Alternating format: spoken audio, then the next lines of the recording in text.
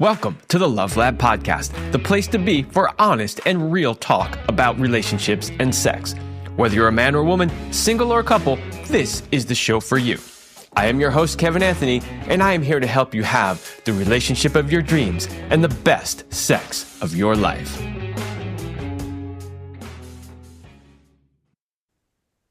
All right, welcome back to the Love Lab Podcast. This is episode 388, and it is titled, What If Intimacy Was the Key to Better Sex?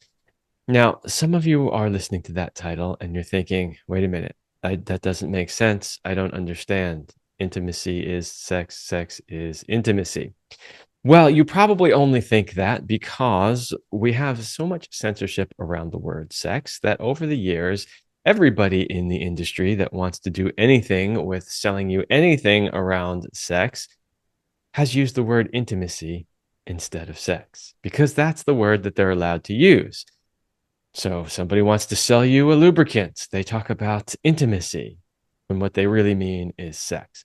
And that's actually created a lot of confusion around what intimacy actually is versus sex. And so what we're going to talk about in today's show, and I have a guest, if you're watching on YouTube, you can see my guest already, who I'll introduce in a moment.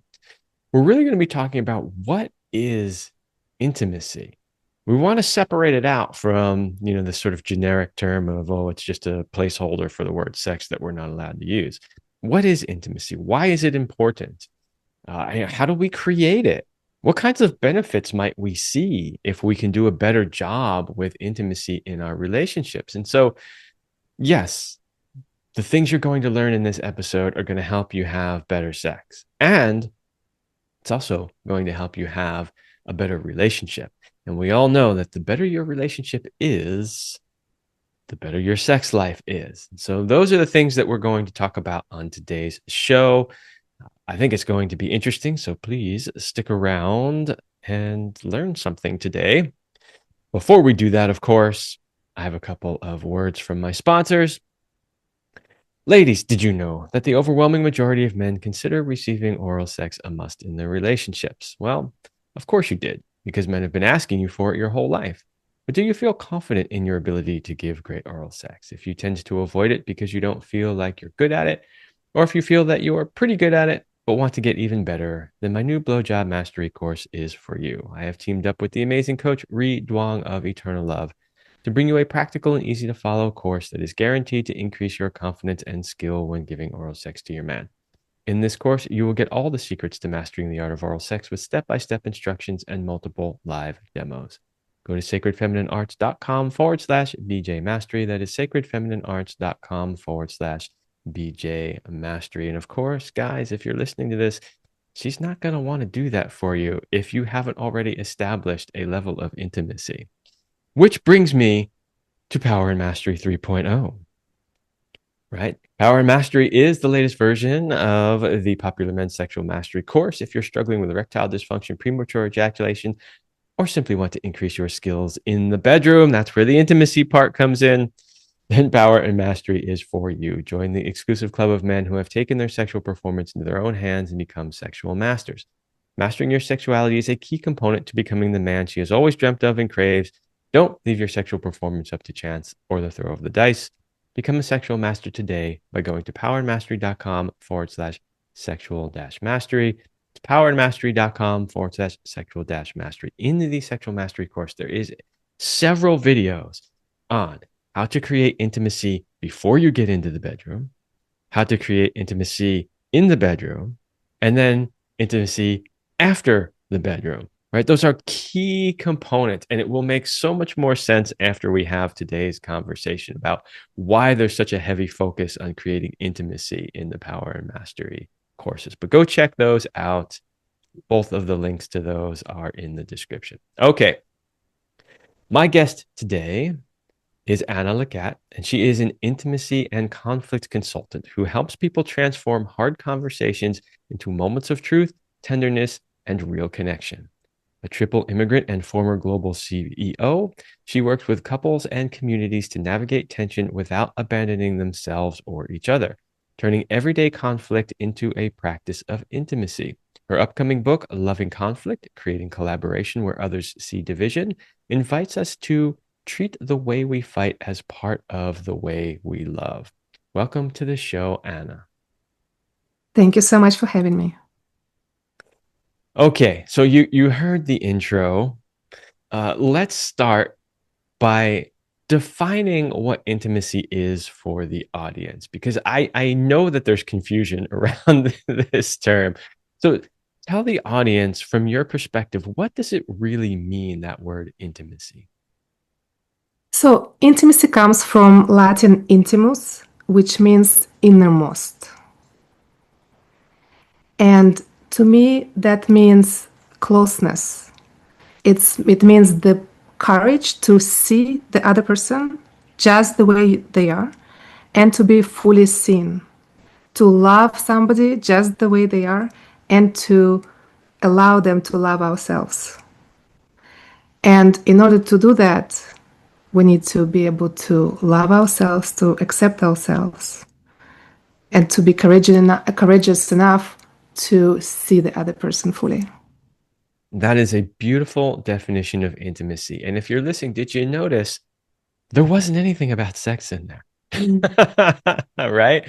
And that's why I think it's so important to have this discussion, is because, you know, when I'm out there trying to teach people about, how do you have better relationships and how do you have better sex? And we talk about things like, hey, you need to learn how to create more intimacy. The first place everybody goes is, great, I want to learn how to be better at sex. I'm like, no, no, no, no, no. That's not where we're starting. Right. And it's sometimes hard to get people to wrap their minds around that. So I really appreciated your definition of intimacy. And that actually leads me to a question that is not on my list at all, but I think it's really important to talk about. You mentioned this idea of knowing yourself. Right. And this is something, again, that I don't think people really think about when they are thinking about intimacy. They think about, how can I, if they're thinking outside of the realm of sex, they're only thinking about, how can I create more connection between my partner? But you just said that that actually starts within. Talk a little bit more about that. Why is it so important to know more about yourself and be more in touch with yourself when it comes to creating intimacy? It's a great question, and I love that you brought it up because I teach intimacy through metaphor of tango. I'm a tango dancer, and I dance both roles, lead and follow. And in tango, you know how people say it takes two to tango, and we assume that it means it takes two people to tango. The same in sexuality, right? Well, actually, it takes two to tango means connection to yourself and connection to the other person, to your partner.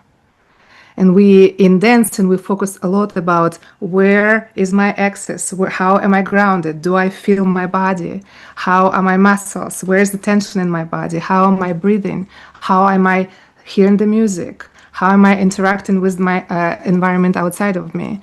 And so I'm taking that into intimacy and sexuality. And I say, well, first I need to know myself fully. So how am I emotionally regulating? What are my triggers? How do I self-soothe? Do I have body awareness? Do I value my body? Am I in love with my body? Do I actually want to have sex with myself? Do I get up in the morning, look at myself in the mirror, and say, "Oh my God, yes, hot. I would would love to have sex with that person," right? Then, do I know my attachment styles? Do I know my erotic blueprints, love languages? What are my generational patterns that I've inherited, right? And how do I break them? What are my desire types? Like, what is my personal mission? What are my flow states? And that kind of research into ourselves is necessary to then give a blueprint of ourselves to our partner, so that they don't have to read our minds, they don't have to guess and make many mistakes until they get to find that spot that feels good, or if they don't need to keep trying and then do something that triggers us. We can tell them all that, so that we can start from, I know myself, this is who I am, let me tell you, and now we can start building a relationship with that. I love that. That is so beautiful. And it's one of the things I talk about a lot when it comes to coaching people, because so many times when somebody comes to me and they're seeking coaching for either their relationship or their sex life, the complaints that you hear are things like, well, she never, or he doesn't this, or, it's almost always external stuff, right? Mhm. It's always what the other person is doing or not doing, right? And how can you help me fix this? Which what they're really saying is, how can you help me fix them, right? And one of the things that I tell them all the time is, no, no, that's not how it works. You got to start with you. Right now, I'm not saying that the other person doesn't have some bad behaviors. I'm not saying that some of the things they do might not be ideal or right. But the point is it starts with you.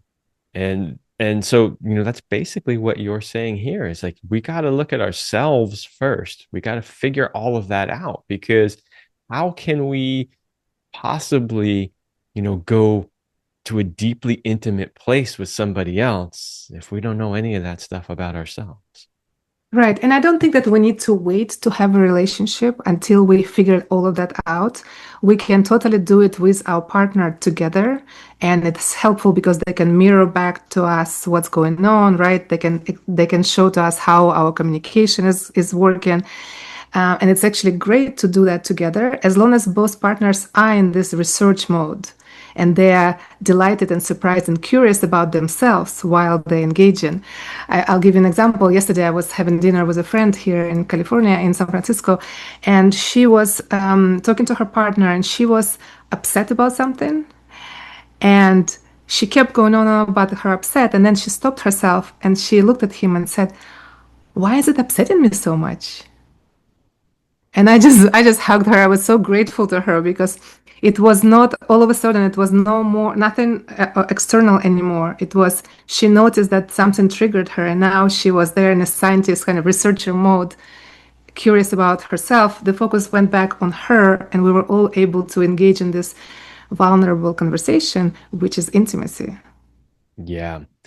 I love how you brought up the point that you don't have to wait to be in relationship to figure this out. This is another big point that I make with clients because, this is a common thing that comes up. Somebody reaches out to me, we get on a call to talk about, what their problems or needs are and how I might be able to help them.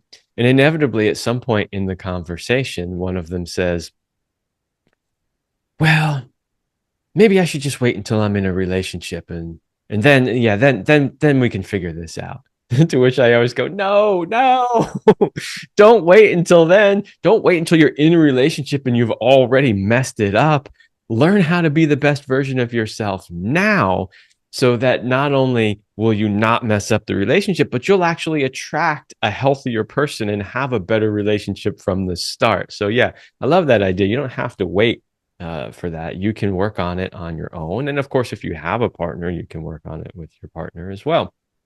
Um, I'm curious, this kind of leads me into some other questions around common mistakes or complaints, right? So I mentioned that, one of the common things I hear is, well, I'll just wait until I'm in a relationship, right? But what are some of the other common complaints you hear from men and women when it comes to intimacy? Well, I work with many long-term couples, that have been together for 30, 40 years. And I hear in these couples, there is always a complaint that men are not getting enough sex. And women are on the opposite of that, saying that the men are asking for too much. In general, that's the complaint. Men are asking too much from them. They've given it all to the family, to the kids, to the couple, and it's enough. Yeah, that common one from men, of course, they want more sex, right? That's probably the number one complaint. What would you say? Okay, so the women say they're asking too much, but what would you say would be maybe one of the top things that women are actually looking for? What are they wanting out of the relationship? Like if you were to ask them, what's your biggest complaint about something you're not getting in the relationship? What do you think they would say? I would say they want intimacy, which is not necessarily sexuality. If They I had the show sound effects that I used to use, I would have been hitting the truth bomb on that one. That's exactly what I was hoping you would say, is that what they're seeking is they want more intimacy, they want more connection, they want more depth. That is like soul food for women. And the thing is, men, when your woman is sitting there, when you're sitting there complaining that you're not getting enough sex, it's probably because your woman isn't getting those essential nutrients that she needs that make her want to have sex with you. And so, men too often are looking at this from the point of view of like, you know, how can I get her horny? How can I get her turned on? How can I get her, to want to have sex, more often? And it's like, it's not about the sex. It's actually about the intimacy first before you ever get to the sex. And I just don't know how many times or how hard I can drive that point home. Guys, if you want more sex, you have to nurture your relationship and your connection with your partner. That's what she's looking for. Right, and I think that it's great that you are teaching this, and I really appreciate that you're carrying this message. And I think that it's also important to understand that men haven't been socialized to provide intimacy or to be comfortable with intimacy. They are not having that intimacy with their friends. They have not been taught how to do it, how to interact, and on that level of authenticity and truth and vulnerability, the men most of the time are socialized not to cry, right? To stay strong, to not express their emotions. While most of the time in traditional environments, women are, right? Women have friends that they cry with and they express their emotions, and it's okay. And so when we tell men, create intimacy at home, I think it's very important, and I know you do that really well, to give them the skills, the practices, the homework, right? How to actually do it, because it's not their fault that they don't know how, that they haven't been shown the way. Yeah, I mean, you're absolutely right. In our current society, we do not teach men how to do this. Although I will say in recent years, there's been a little bit more focus on that, which is a good thing. However, one of the things that I notice is that some of that teaching that's out there that's trying to help men, be more open, be more vulnerable, you know, uh, recognize and share their feelings a bit more. Some of it, not all of it, because some of it's really great, but some of it is being done in a way that doesn't speak to men. In other words, it attempts to make men like women rather than realizing that men are men and they're going to have a different approach to this. So, for instance, like you said, well, we don't act that way, around our male friends, and that's generally true. We might have one, maybe two, like close guy friends we'll open up to a little bit more, but in general, we don't have that same level of depth and vulnerability. But that's okay. That's fine. It's all about appropriateness, right? So if I'm a man, the way I'm going to treat my buddies is, of course, going to be different than the way I'm going to treat my partner, right? Now, granted, there'll be some ways that are the same, right? I'm going to be kind to them. I'm going to show up for them and things like that. But there's a level of depth and intimacy that I'm willing to go to with my partner. That's different than what I would do with my male friends. And so when I see people out there teaching like men how to be intimate, it's like for most men, it's not going to land if you teach them they have to go, with their buddies and go cry together in a circle. Like that's just not going to speak to most men, right? But what you can teach them is okay, maybe that's not what you do when you get together with your guy friends, but that doesn't mean that you still can't learn how to be open and vulnerable in a different situation. So I think sometimes when we're teaching men how to be open and vulnerable and how to have, more intimacy, I think we have to approach it from a way that as men, as male, masculine, primarily testosterone driven, beings that we are, that will speak to us, right? So that we just, we'll actually hear it and we'll actually do it rather than going, that's a bunch of wishy washy new age BS kind of stuff. So I just thought that was kind of an important point. If you have anything you want to share about that or opinion on that, feel free. So I absolutely agree with you that we shouldn't telling most men, okay, behave this way and it's going to work for you. If they haven't practiced this and this is not doesn't feel good, interesting to them, is useless. However, I do work with many men's groups, that do get in a circle and have an amazing time together, and create communities where they support each other and are there for each other. So I do think that it's a path that's meaningful and possible, and comfortable, can be comfortable for most men. What I see working the best for me in my work is talking about having fun rather than saying you need to sit there and cry. uh, I am asking, okay, what's your flow state outside of your relationships? When are you having fun and you forget that the time has passed? That you forgot how you were performing, that you were totally in the right, you were in it. And then can you bring those moments to your couple, to your relationship? Can you include your partner in those moments where it's you are totally, completely delighted? Because in my experience, what women are looking for is that is the emotion being shown on your face, in your breathing, where you're playing, where you're creating art with your body, with your mind. So, are you singing? Are you playing? Are you doing sports? Are you playing with your dogs? Like, where is it? Is it skiing? What is it that where you forget how you look, right? Yeah, Forget I the love that. performance. So I didn't mean to necessarily bash men's circles there, but I've been to a fair share of them myself. And some of them have been great, and some of them have just been complete disasters.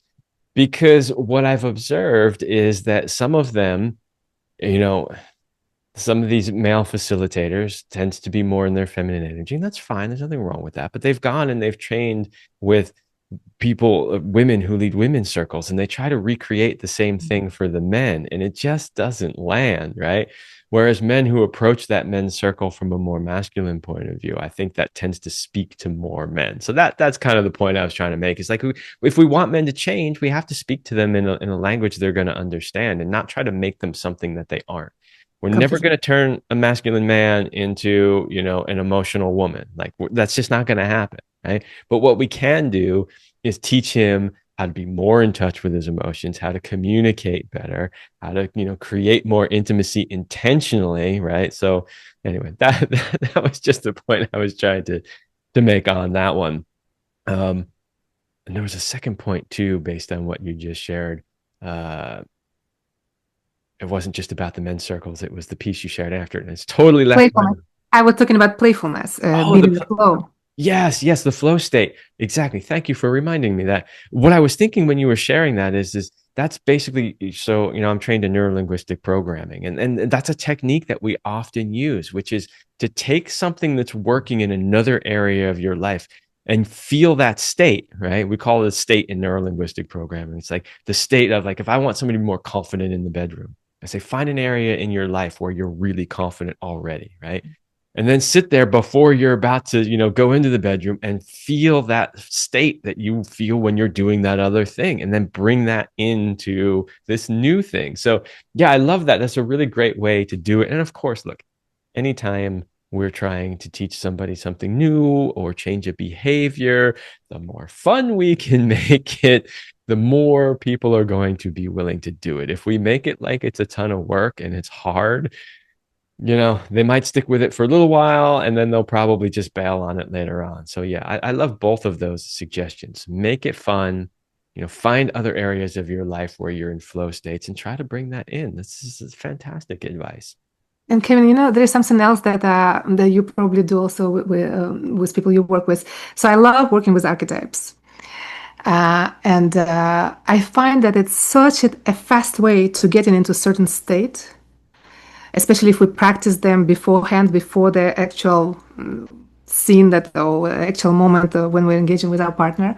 And so, for example, there is an archetype of a lover, right, or an archetype of a king, or a wild man, right? So we can talk about different archetypes, masculine archetypes, and how would this person be in archetype of a king, right? Let's say, and then it's once we know that place in us, how do we behave as a king, or how do I need to dress to be a wild man, Or how do I talk and how do I touch and how do I speak when I'm a lover?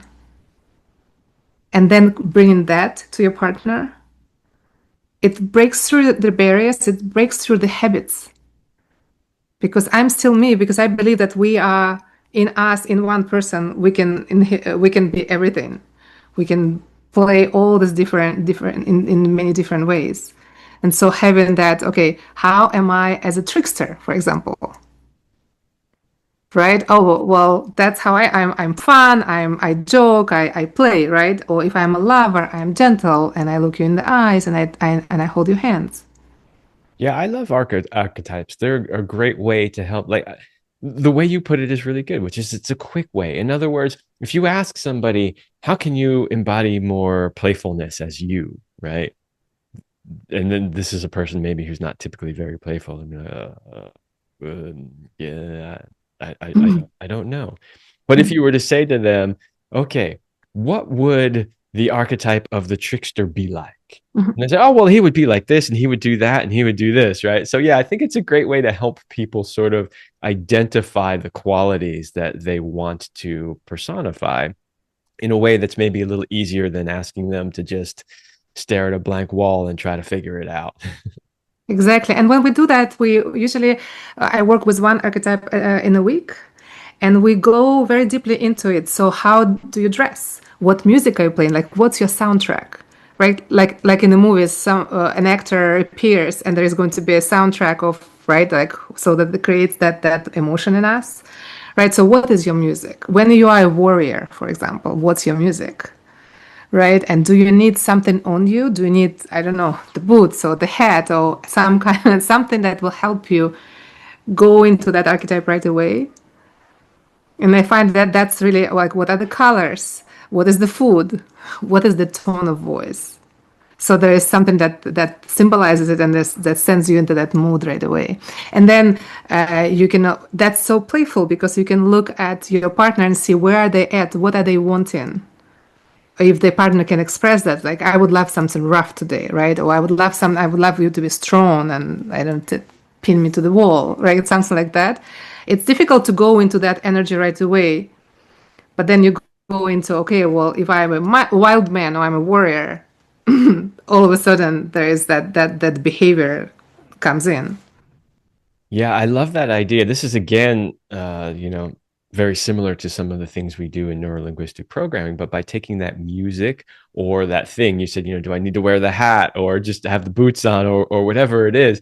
Yeah, those things can really help you step into those roles. And the more obviously that you step into them, the more they become integrated into who you are, which is ultimately the goal. So those things, of course, are helpful and can be playful and fun as well. And then eventually you don't need them anymore. You can just get into that state without it. But I love that. It's interesting. I was listening to you share about that, and I was thinking to myself, wow, I haven't actually, when working with clients, used that idea of bringing music in. And I thought, I just wanted to like face palm myself because I'm like, I'm a musician. I use music all the time. And it never occurred to me to bring that aspect into it. So that's a great little tip. If you don't mind, I'm going to borrow that from you. Oh, please, I love that. And I'm honored that you borrow something. We create playlists for each archetype. And so I ask my clients to do that and then send the playlist to me, and then we listen together and explain. And then there is, if we are in person, I ask them to move to to this music, because when we dance and we, especially, I mean, these are songs that they love, so it's easier for them to embody the songs, the music, right? And in that movement, they find the behavior that is going to be helpful for the archetype. Yeah, that's great. That's really fun. It also makes when you're working with people, it just makes it more fun, right? Like so they're having fun while they're also doing it. Like, wow, my homework from coaching today is to go find, three songs that make me feel powerful or whatever it is, like yeah, that's fun. That's great stuff. Okay, we're just about halfway through the show. I want to just sort of wrap up because we've been talking primarily so far about men, right? And so like kind of where men go wrong and what they can do better. And I just kind of want to wrap up the section on men by talking about, and you've mentioned some of them already, but just giving the men who are listening to this a couple of strategies that they can use to be able to increase the intimacy in their relationship. So basically, like, what can men do better? All right. One thing that I am begging men to do around me is to breathe so that the other person can hear them breathing. um, this the feel it, it's so enjoyable to know that the man is breathing, that there is that because it means he's embodied, he's in his body.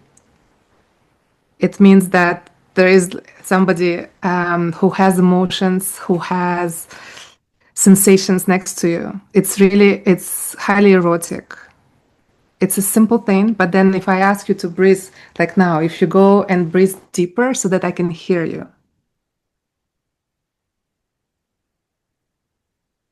Yeah, thank you. I'm pleased. I'm sure the listeners are also. I It's love such it. a I feel calmer already. That's a big breath. right. So you are calmer, and so then I feel it because we co-regulate, right? And so this is, I think it's such a gift to regulate your partner because women that feel calmer, they feel safer. And when they feel safer, they're more ready to engage, to be intimate, to be sexual. So remembering co-regulation means first you regulate yourself, and then you are visibly regulating your partner. And that's just one of the quick ways is to breathe loudly so that she can hear you. Yeah, breath is hugely important, and especially, I did that ad in the beginning of the show for the Power and Mastery series, and there's several breath work practices in there. And sometimes men are going, oh, this hippie breath work stuff, but it's because they don't truly understand just how powerful those practices are. So thank you for sharing that as something, because your explanation was it's not just about you, right? But it's about how it co-regulates between the two of you, which is, critically important. Any other Right. And quick? yes, and there's another quick one. So when we work with the archetypes, there are 12 that I work with. There is not one of them that is a teacher. And that's what I am asking men to do. Do not go home and teach your partner any of this information. No, like if there are listeners here that are men that then their partner is not listening to this podcast, it's not does if you've learned something for her here, you cannot go home and say, I watched this podcast or I listened to this podcast, and this is what these two teachers told you to do. This is forbidden. Teacher is not a sexy archetype. There are maybe some people who are into teachers, but it's like it's a rare kink. So do not teach your woman. She will find her way, change your ways, change your behavior, change your breathing, your grounding, work on yourself. Do not work on your woman because the mansplaining, the let me tell you what you are supposed to do is really a turnoff. Yeah, it's a huge turn off, and especially, in our current environment, the idea of feeling like, whether it's true or not, feeling like you're being mansplained to just doesn't work at all. But the other thing is it's the same thing, when we're working with women, we tell women all the time, don't mother him, right? Don't be his mother. Don't get into that mother-son dynamic because it actually is terrible for the dynamic of the relationship. It's terrible for your sex life. And this is basically the same thing, but on the other side, right? If he's coming in as the teacher, right? You're setting up this sort of uneven sort of power dynamic. I'm above you. I'm the teacher. I'm going to show you kind of thing. Whereas we all know that any truly intimate relationship is a co-creation. So I hope the men listening to this don't hear that as don't share things with your partner. That's not what she's saying. She's saying don't be the mansplaining teacher. But if you both approach it from the point of view of we're both students in this process together, that is a whole other way of I approaching. would say it like this. I would say if you want to share this podcast, for example, or a book, with your partner, you say there is a podcast, I've learned something amazing about me for us, or not even for us, about me. Can I share it with you because it opened my eyes or changed my behavior? I got something. I had an aha moment in this podcast for me. Can I share with you because it was so amazing? And that's it. It's not about her, it's not about anything else, but about you. Then you're not teaching. And it's interesting that you said about the mother. I actually have a mother archetype that we work on the feminine archetypes list because I actually think nurturing is sexy. I think Nurturing is great. Yes.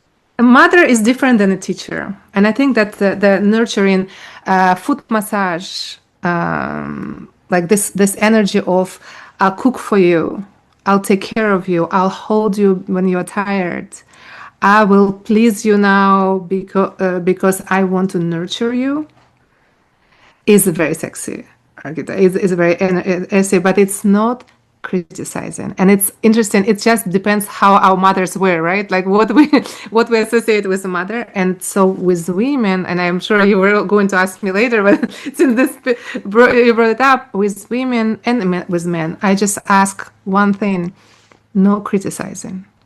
Just this criticism should not be in a relationship. We can give feedback with I statements. We can make requests, but it's never critiques. And some of us had mothers who critiqued. I didn't, so by me, my mother feeds, right? Yeah. But many mothers criticize, and that's something that's really not sexy. So after we take a short break here in a moment, then yes, we're going to dive into the women's side of it. So I would like to go into more of that. And you're absolutely right. Do not criticize. It's one of what my wife used to call the four deadly C's: criticize, complain, control, compete. Right, all these things you shouldn't be doing with your man. So we'll talk a little bit more about that. And I do appreciate the distinction with the mother archetype, because I agree with you that there are qualities of the mother archetype that are very good to bring in, and that's that nurturing, that caring aspect of the feminine mother. When I said don't be his mother, I've seen this dynamic so many times in relationships where she's basically doing all four of those C's: complaining, controlling, competing, criticizing, and she's basically treating him like the problem child, right? Like the son who's always getting in trouble. You don't do that, and da, da, da, da, So that's the version of the mother when I say don't be that in your relationship. But yes, absolutely, be nurturing, be caring, be kind, be all of those other aspects. Okay, short break. Then when we come back, I want to talk a little bit more about the women's side, because the reality is that it takes two to create true intimacy in your relationship. And if we're talking primarily here about heterosexual relationships, because that's the majority of my audience and where I speak mostly from, yes, the man has to learn some new things and learn how to create intimacy, but you know, women need to do that too. And they're typically considered much better at this than men. And I would say they are typically better at it than men because it's a little bit more of their nature. However, I've really seen things shift a lot in the last, generation or so. And I see women struggling with this a lot too. So we'll talk about that when we get back from the other side of this break. Are you a couple? Are your relationship and sex life where you want them to be? Are there changes you would like to make but just don't know how? Maybe you think there is nothing that can be done. If you are not 100% happy with where your relationship or sex life is, then get help today and change your life. Go to kevinanthonycoaching.com/couples and schedule a strategy call with me today so we can map out a strategy to get you where you want to be so you can have it all your way. That is kevinanthonycoaching.com/couples. And that is my couples coaching program. I have worked with quite a few couples over the years, and I just the transformations and the shifts that I see in their relationships are just truly amazing. It's one of the things that makes me love what I do, and I just know that if you're a couple and you're struggling, it really could be the thing that shifts it all and turns it around. Of course, you got to do the work, so there's no miracles out there, but like it says in there, if things aren't exactly how you want them to be, then consider getting some help. Go to kevinanthonycoaching.com/couples. And of course, you know, you're listening to Anna talk here. She's got amazing advice. I'm really appreciating everything that she's sharing. And at the end of this, I will give her an opportunity to share with you where you can find her work. So if you want to work with her, go for it. I say this pretty much every time I have somebody on the show. I don't necessarily care who you work with. I just want you to get the help that you need. I want you to have it's not just a tagline. Like when I tell you I want you to have the relationship of your dreams and the best sex of your life, I mean it. I really mean it. So do whatever you got to do to get there. Okay. So let's talk Even now. can I Sure. ask you a question? Absolutely. Why is it so important to you? What's your why? Why do you want people to have amazing relationships? That is a great question. And the reason is the better relationships we have, the more intimacy we have with our partner, the more harmonious our home relationships are, the more stable our families will be, and the more stable society as a whole will be. So we have to realize that, you know, who we are as a being, who we are as a sexual being, how we show up in our relationship, what kinds of relationships we have, these are not separate from the outside world. It's not just something that happens behind our closed doors. Because when we're not happy, when we're struggling, when we're pissed off about what's happening, we're not getting enough sex, our partner's bitching at us or cheating on us or whatever it is, then we go out into the outside world. We take that out on everybody else and everything else. And then we make decisions in life based on that anger and that frustration and all of that. So it is, in a small way, a way of contributing to the overall consciousness of the planet. That's how I see it. And that's really, when my wife and I sat down and decided that we were going to do this work together, because she had a coaching program, as did I, prior to us getting together. And when we got together and decided, like, okay, we're going to do this together, like, we sat down and, like, why? What's our mission here? And that was it. That's always been it. It's beautiful. Thank you for sharing. Thank I you for just, I asking. just, I just see your passion and your tenacity, and so I was sure there was something deep underneath all that work. I really appreciate you asking, because it's not something I share very often on the show, that deeper level mission behind what I do.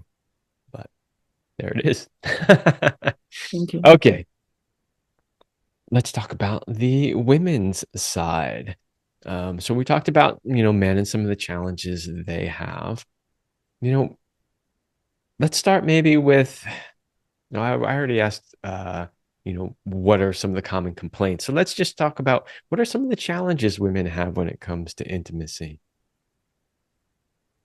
Um, so first of all, I would like to say that I do not think men want more sex than women. I agree. And so um, it's just we've been socialized to not, as women, to not admit that we want sex, that we want intimacy, that we want cuddles and we want orgasms and pleasure. It's just, it hasn't been cool to say that and to be a sexual woman for many, many centuries. And it's changing, but very, very slowly, too slow to my taste.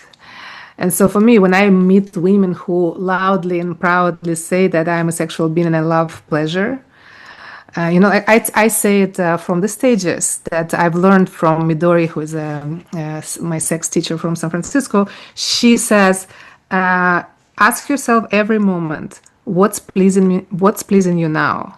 What's pleasing you now? And so I create my life.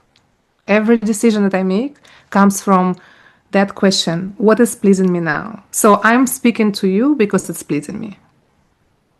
It's the only reason.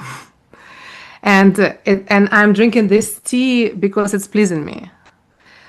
And it's something that at the beginning was difficult for me to admit in front of people, because there is shame, there is stigma. Women are supposed to be nurturing, they need to care for their families and for everybody around. First, we need to give first before we give to ourselves. And to me, it's something that needs to be deconstructed slowly in ourselves and in the society in general.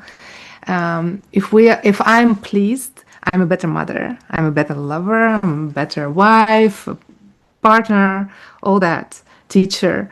And so that's I think that's my work with women is to find and keep giving ourselves the desires, the pleasures that we know we want, so that we are full every time we are engaging with other people.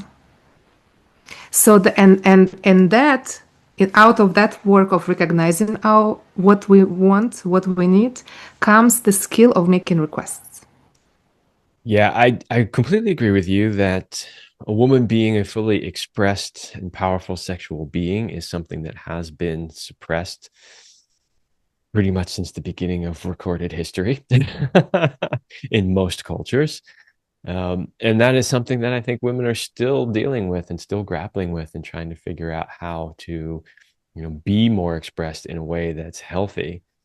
So that's definitely part of it. And I will say also, I completely agree with you. I don't think that men want more sex than women.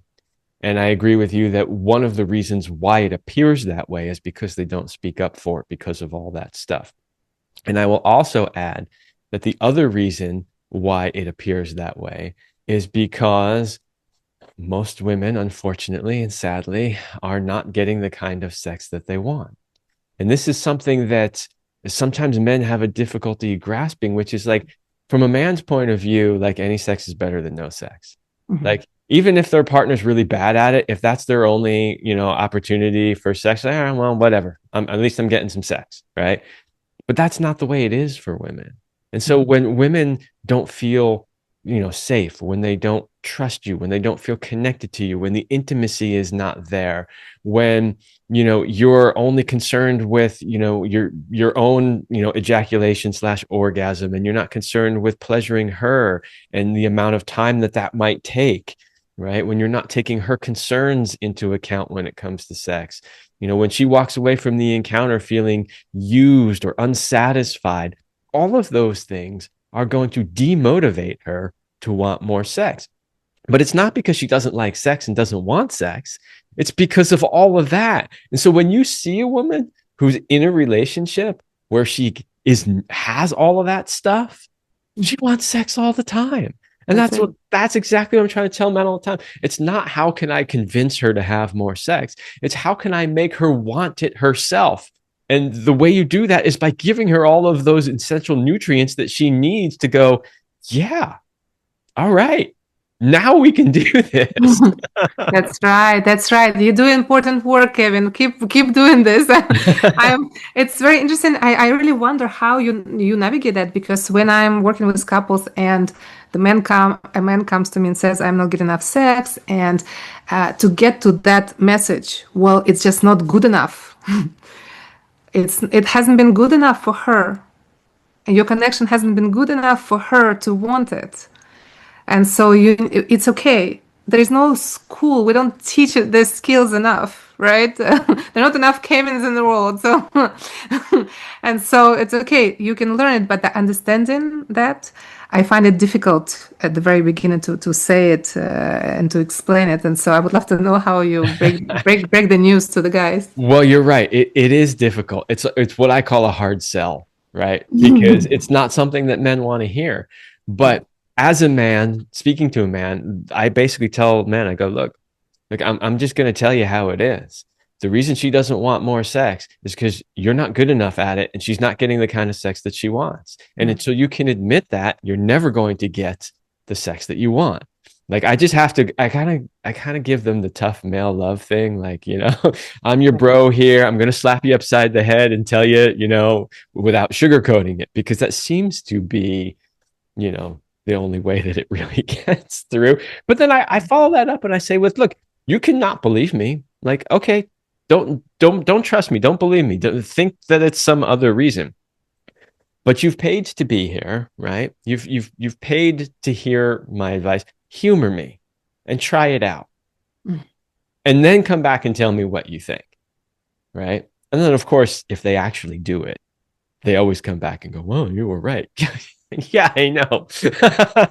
And I don't mean that to be like egotistical or anything. I've worked with so many women. I've talked to so many women. I've heard over and over and over again what it is that they want. I'm not just making this stuff up. Like, for the last 2.5 years, I've spent doing weekly calls with a women's group. They tell me every single week what they're looking for, what they want, and what they need. So I'm just trying to be the translator, right? I'm like, hey, guys, here's what the women are telling me they need, right? So, like, it's not just me telling you. That's right. Well, I'm really happy that you're doing that work. So, thank you, first of all. And to continue on with where we were at, uh, we talked about, obviously one of the challenges that women have around intimacy. And like we did with the men, we talked about what the challenges were, and then we talked about how they could do better. So, what is some advice you have for women who may be, struggling with stepping into their full, sexual power, struggle with, the intimacy that they're looking for, like on their own end, because obviously, like we said, it's a co-creation. What can they do better? In my own experience, what helped me the most is being with other women and learning from other women and doing this work. I think a lot of it is women's work before or separately from work in a couple. Ideally, I don't like to call it work ever. So the fun we can have separately. So what I've done in my life personally, so I have 3 kids, and after having had 3 kids, I became more disconnected from my body. Like my body was not a sexual vessel anymore. It was a body that birthed children and took care of children. And so, to get back into erotism and sexuality and sensuality, I actually joined a pole dancing school in San Francisco called S Factor. It's actually from the founder is from LA, Sheila Kelly. And being in this group of women, it's a great studio where there are dark lights and no mirrors, and we dance for ourselves and for the group of women. So there is no male gaze, there is no performance. We dance and look for our erotic creatures, for our expression of our erotic power and our sexuality. And so, me sitting there watching other women being sensual on the dance floor and loving their bodies slowly taught me that I can fall in love with my body again. And so once I understood that, I started seeking out groups of women that were more sexually expressed than I was and learning from them. So I found another teacher in San Francisco, Sarah, who was at that point 80 years old and had an amazing sex life as an 80-year-old woman. And she created workshops for younger women where she invited several women of her age to be there with younger women and show to us that everything is going to be okay as we age, that our body transforms, changes, and it's still going to be sexual if we want it to be. And it's also been such a healing experience for me because I realized, well, okay, I was at that point 40, 45, and then here are these 80-year-old ladies who are so sexy, so beautiful, and so embodied. And so they taught us how to do it, how to age gracefully and stay very sexual. And so it's surrounding ourselves with women who are more sexually expressed and being just that it rubs off, right? It's like, the saying that we are the sum of 5 people who are the closest to us. So who are your girlfriends? Who are you hanging out with? What are you talking about? And having those conversations with your girlfriends, or how is your sex life? Can you teach me something? So having it in the open. And if the girlfriends are on the same level as you, okay, find somebody else. Reach out and learn from other women. Yeah, I really love that idea of women's work. It was something that my wife was doing a lot of, when she was alive. She started out working primarily with men. Well, her journey was really interesting, but she always had this dream of working with women primarily. And as she started working, all the people that were being drawn into her world were primarily men. And so she was working with men for a long time. And then at a certain point, that started to shift completely back in the other direction. And she started doing a lot of work with women around exactly what you're talking about, how they could be more embodied, how they can embrace their femininity and their feminine sexual power. And it was really beautiful to see that transition. And, you know, I wasn't in sessions with her when she was working with women, but I got to hear about the types of work and things that would happen in those sessions. And from what she would tell me, I mean, they were really profound. I mean, I remember, and I've said this on the show many times, you know, I remember a time when, like, she would tell me she would do one of those classic exercises where she would have the women look at their genitals in a mirror, right? Like, this is a classic one. And it always used to blow my mind because I used to think to myself, I didn't get it at one point in my life. I'm like, as a guy, we know every millimeter of our genitals. We've looked at it in the mirror from every angle. We know every little like dot, wrinkle, like everything about it. And it always kind of blew my mind that, like, there were women that were in their 60s who've never looked at their own genitals before. And it, obviously, having talked to a lot of women about it over the years, and of course with my wife, I have since learned, I understand, and a lot of it is what you shared earlier about that stigma around it and the shame and all that kind of stuff. So once I understood that, it made more sense. But I share that just to say that those practices can just be so profound for so many women. This is still a big healing space, I think, for women. So learning how to be sexy, how to embody your femininity in healthy ways. And I love it, how you shared, like, it's not about the male gaze, or there aren't even mirrors in there, right? So it's really just about you learning to embody your own femininity.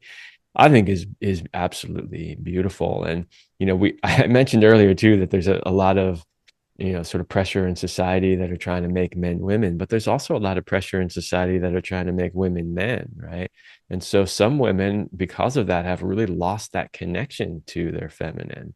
And so anything that can help bring them back to their nature of who they are as a feminine, I think is amazing and beautiful.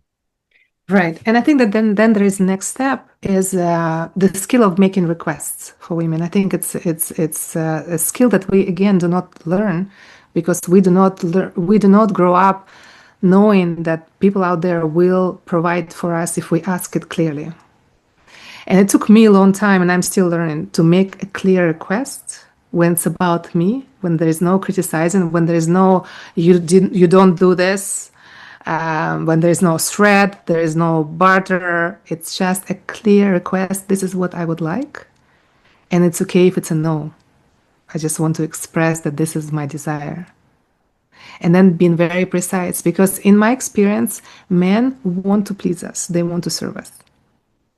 Thank you for saying that. I say that all the time, and I gotta get people that roll their eyes. I have, there's a lot of, unfortunately, and I get it, but there's a lot of women out there who have been hurt by, asshole men.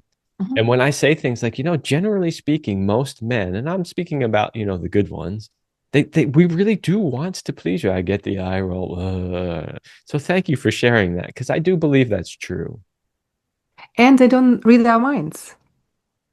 And it's like we don't read other people's minds. So let's stop punishing men for not reading our minds and instead just spell it out. We really spell it out without, I work with women who say, well, I hope he will give me for my birthday what I want. And I'm always very scared of that because how does he know what he wants? And then I know that her husband is petrified every time I was just gonna there say, is as a a man, holiday. we're scared of it too. We're like, oh shit, what if I screw this up? Yeah, how do I know? What am I missing, right? And of course, there is an attention. Are you listening? There are connection bids, right? So it is all that is not canceled. We need to still pay attention to each other and remember when somebody expresses the desire, right? And because we're talking about women, it is our responsibility to nicely spell out what we want without an upset that you haven't received it, with trust that you will have it. Yes, thank you so much for sharing that, because this is another conversation that I have frequently, and I have it, with women a lot. they'll be complaining about something their man did or didn't do, and then of course I'll say, well, did you tell him that? Well, no, but he should know. Or, well, no, but I kind of sort of did in this way. And I'd say, no, no, it went right over his head. Like, he didn't get that at all. Like, just tell him what you need, tell him what you want. And I get a lot of pushback from women. They're like, I shouldn't have to do that. I don't want to do that. And I'm like, do you want to get what you want? Do you want to get what you need? You want your needs met or not? That's right. And there is something else in this. So find your desires. Start with small desires because you can't see the big desire until you like have that ice cream that you want or you eat exactly what you want, right? Once you know your desire, you learn how to make the right requests, clear I statements without punishing, without criticizing for the past lack of. And then as soon as he does it, reward. Reward over reward so that that behavior establishes itself so that he now knows that this is what pleases you and he will keep doing that, Yeah. right? And so and that's it, and that's how we train each other to give us what is it that we're looking for. Yeah, absolutely.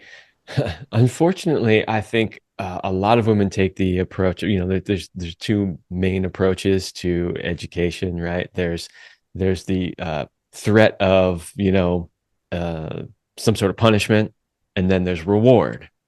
And unfortunately, I think a lot of women tend to use the punishment version rather than the reward version. And they've done studies of on these two versions, when it comes to just schools, like, they've studied it.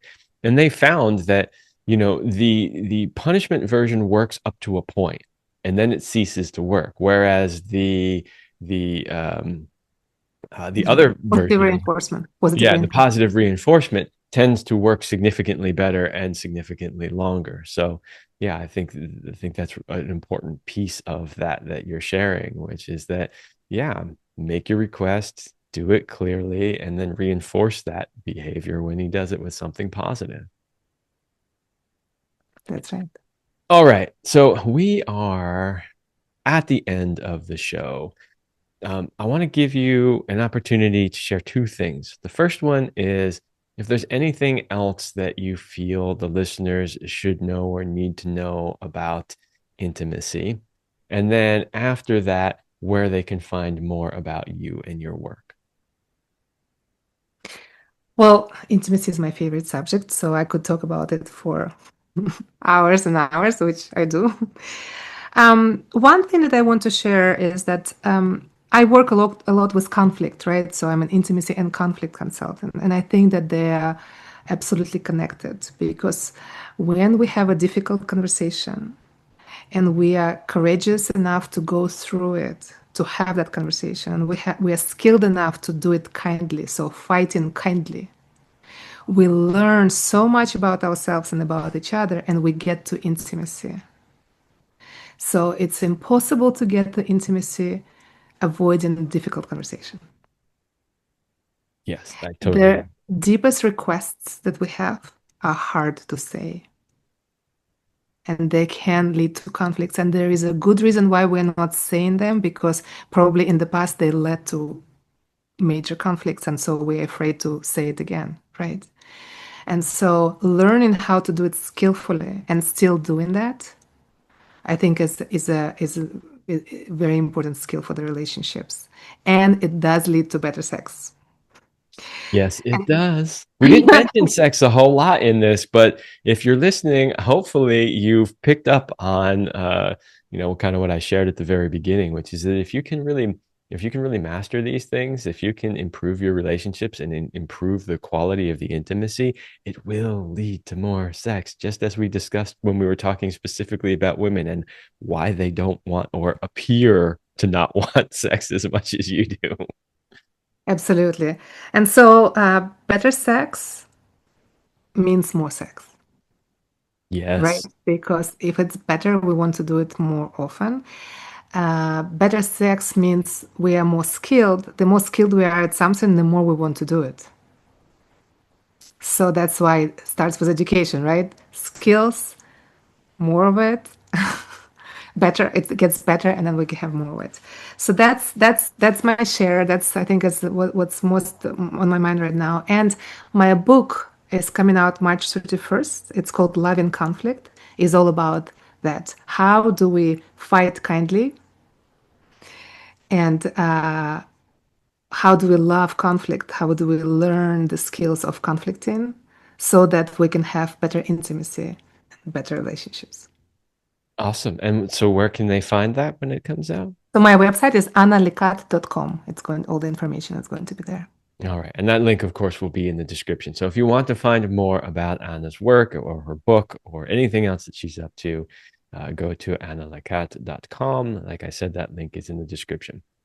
And I would love to thank you for coming on the show. I really appreciated what you shared today, and I really resonated a lot with the message and the things that you were sharing. So I appreciate it. Thank you so much for having me. All right, everybody, that's all the time I have for this episode, and I will see you next week.